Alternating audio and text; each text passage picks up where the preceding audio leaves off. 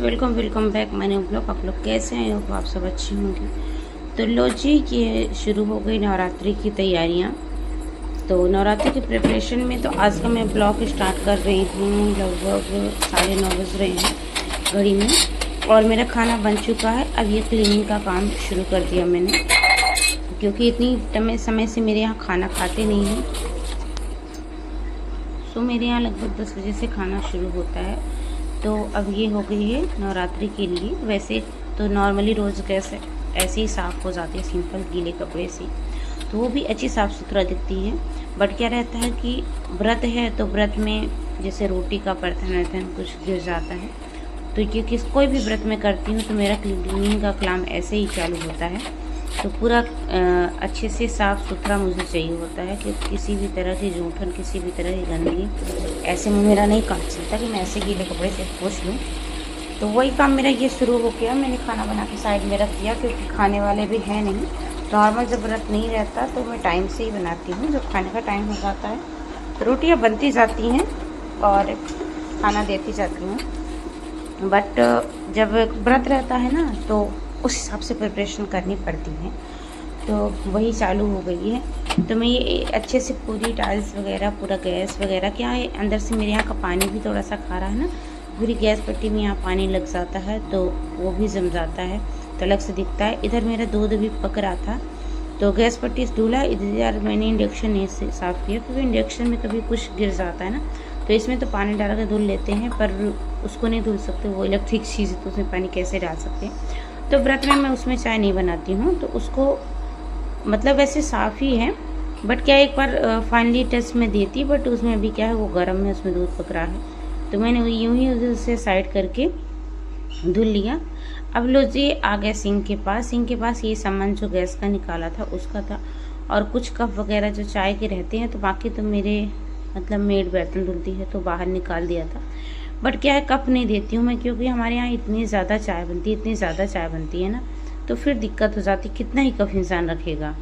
तो ये था, तो बेसिक से जो थोड़ी बहुत 2-4 कटोरियाँ थी सिंक में, उसको भी लगे हाथ, मैंने कहा कि लगे हाथ इनको भी धुल लेते हैं, तो जिससे एक बार पूरी किचन एकदम नीट एंड क्लीन दिखे। तो वही कप की सफाई चल रही है। अब सफाई होगी इनकी बर्तनों की। तो ये सब काम मेरा हमेशा व्रत का रहता है, और ऐसा मेरे हिसाब से मुझे ऐसा लगता है कि ऐसे ही करना ही चाहिए, जो मतलब टाइम शेड्यूल ऐसे बनाओ अपना, क्योंकि कोई भी चीज़ करने से पहले दिमाग में प्रिपरेशन अपने कर लो कि हाँ, हमको ये काम, ये चीज़ करना है इस टाइम पे, तो क्या रहता है, सब टाइम से हो जाता है काम, और थकान भी नहीं लगती। अगर हम ऐसा सोचे कि नहीं, हम ऐसा कोई प्रिपरेशन नहीं चलता माइंड में, तो फिर दिक्कत होती है, टाइम इशू हो जाता है। अभी जैसे मैंने सोचा ना होता कि मैं ये सब कर लूँ, पहले मैं टाइम से वही खाना बनाती, फिर खाना खाने के बाद सबको देने के बाद मैं ये काम स्टार्ट करती, तो मुझे जाके 11-12 बज जाती, तो हम मुझे थोड़ी सा दिक्कत हो सकती है। तो मेरे हिसाब से यही रहता है कि जब हमको कुछ एक्स्ट्रा करना हो, तो उस हिसाब से हमको अपने दिमाग में प्रिपरेशन कर लेनी चाहिए कि हाँ, आज हमको टाइम का थोड़ा सा ध्यान रखना है। तो ये मेरा हमेशा से रहता है, इसीलिए मेरा काम परफेक्ट हो जाता है, मुझे थकान भी नहीं लगती, क्योंकि मैं इतना सारा काम कर लेती हूँ। तो ये रहता है। अभी ये था, इसमें जैसे दाल वगैरह इंडक्शन में बन जाती है, तो इसमें कुछ गिरा वगैरह नहीं रहता इसमें, क्योंकि गैस में रोटी और चाय बनती है।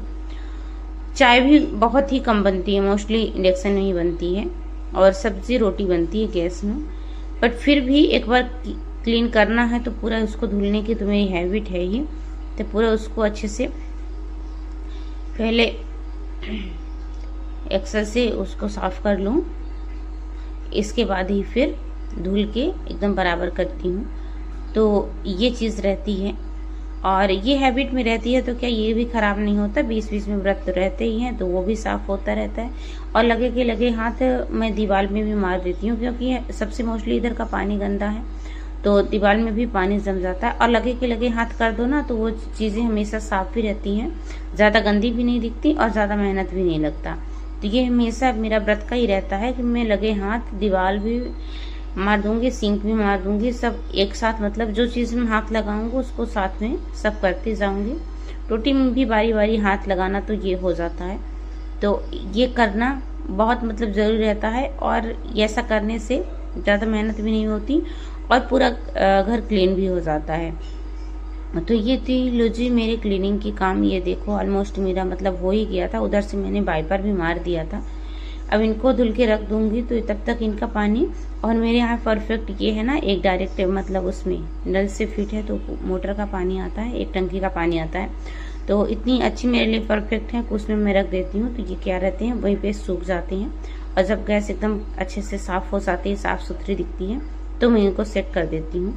तो ये चीज़ मेरे यहाँ बहुत बढ़िया है कि मुझे अलग से कोई भी स्टैंड नहीं लेना पड़ता, तो साथ के साथ सब हो जाता है। और ये अब इधर जब तक मैं ये क्लीन करूँगी तब तक उधर वो अपना एकदम बराबर से सूख जाएगा मेरा स्टैंड। और अब इसको लगे के लगे हाथ सिंक को भी साफ़ कर दूँगी तो ये हो जाएगा सिंक का। अब इसके बाद रहता है मेरा खाने का काम। तो ये जब सब काम हो जाएगा फिर इसके बाद तो बर्तन कोई धुलने नहीं है। तो ये लो जिस लगे हाथ सिंक भी साफ़ हो जाएगी, क्योंकि इस टाइम पे ये थोड़ा सा मैजिक ख़त्म हो गया था तो ये ब्रश इतना ज़्यादा अच्छा वर्क नहीं कर रहा था। लेकिन ठीक है, काम तो चल ही गया। तो अब बर्तन जैसे धुलना नहीं तो लगे हाथ सब हो जाएगा। अब खाएंगे सब लोग तो उसके बर्तन में अलग साइड में रख दूँगी। तो मेरी एकदम सिंक मेरी एकदम साफ़ सुथरी, मतलब किचन मेरी एकदम साफ़ सुथरी रहेगी। और खाना खाने के सबके बाद ही फिर नीचे का पोछा होता है। तो ये था मेरा काम पूरा हो गया था। अब मैं आ गई थी पूजा वाले रूम में कि अब चलो पूजा की भी तैयार करिए। मम्मी की मेरी टोकरी सज गई थी माता रानी के दरबार में जाने के लिए, तो ऐसा था। और ये मैं अब लगा लूँ थाली, क्योंकि मेरी जब भी प्रिपरेशन होती है तो मैं ये सब काम अपने रात में ही कर लेती हूँ। तो ये पूजा की थाली मैंने सेट कर ली, उसमें सिंदूर, गंगा जल, दिया, धूप, बाती, चुनरी, जितना कुछ मुझे होता है। वैसे मैंने हल्दी, सुपारी, पैसे ये सब अभी रात को नहीं रखे थे, क्योंकि ये हल्दी सुपारी तो मेरे वही पूजा के पास ही रखे रहते हैं, क्योंकि मैं नवग्रह बना के पूजा करती हूँ। तो वो सब तो वहीं थे तो इनकी रखने की ज़रूरत नहीं थी। ये मार्केट से मेरे हस्बैंड लाए थे। चुनरी, दिया, बाती, नारियल और ये आसन का लाल कपड़ा, मतलब जिसमें बिछा के माता की चौकी लगाएंगे। तो ये सब चीज़ें थी, तो ये सब याद से रख लिया, कोई चीज़ छूट नहीं रही है। श्रृंगार का सामान वो भुला दिए थे तो वो किसी दिन आ जाएगा तो फिर लग जाएगी श्रृंगार का सामान। अब मैं ये आ गई थी, मेरे पास अभी थोड़ा सा टाइम बचा, मैं आ गई थी रूम में कि अब मैं सुबह पहनूंगी क्या, क्योंकि मैं कोरे कपड़े पहनती हूँ। तो मैंने कहा कि चलो अभी मेरे पास 5 मिनट है तो ये काम भी निपटा के रखती हूँ। मैं डिसाइड कर लेती हूँ कि मुझे सुबह कौन सी साड़ी पहननी है। तो ये 3-4 मेरे पास कोरी साड़ियाँ थी, तो वो भी सब ब्लाउज पेटीकोट सहित कंप्लीट रखती हैं। तो कोई साड़ी हैंगर में नहीं रखती हूँ, क्योंकि कभी मान लीजिए मिस्टेक से उसको पहन लिया तो कोरी साड़ी व्रत के लिए। तो मैं देख रही हूँ कि मैं कौन सी साड़ी पहनूँगी। तो ये मैंने 3 साड़ियाँ निकाली। मैं बोल रही हूँ कि मैं इस वाली को पहन लेती हूँ, इस वाली को भी नहीं पहन, तो इस वाली साड़ी को पहन लेती हूँ। तो ये फिर वापस से मैं उनको रख दूँगी। तो ये एक तरह से मेरा ये भी काम हो गया कि मुझे सुबह डिसाइड नहीं करना है कि मुझे कौन सी साड़ी कैसे पहननी है। ये भी मेरा होता 5 मिनट का ही काम है, लेकिन अगर इसको छोड़ दो तो फिर टाइम लगता है। और सुबह मान लीजिए कोई सो की जगह कोई उठा, कुछ भी नहीं हो पाया तो ये दिक्कत रहती है, क्योंकि बच्चे सोते रहते हैं, हस्बैंड सोते रहते हैं ना, तो ये भी रहता है कि लाइट नहीं चालू करो ये वो। तो ये भी एक काम हो जाता है। तो अपने ये रहता है कि मुझे अपना काम करना है, नहाना है, अपना तैयार हो जाना है, तो ये भी एक काम निपट ही जाता है। और एकदम ये बिल्कुल हल्की सॉफ्ट सी थी, दिख रही होगी भारी पर ऐसा कुछ नहीं था, एकदम सॉफ्ट सी थी। अब मैंने देखा 5 मिनट अभी है मेरे पास, तो मैंने ये कहा कि लगे लगे हाथ इसकी चूड़ी मंगलसूत्र निकाल लेती हूँ।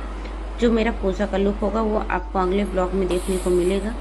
तो ये मेरा ब्लॉग कैसा लगा, आई होप सो आप लोगों को अच्छा लगा हो। अगर अच्छा लगा हो तो एक लाइक करिएगा, मेरे चैनल न्यू हो तो प्लीज़ चैनल को सब्सक्राइब ज़रूर से करिएगा।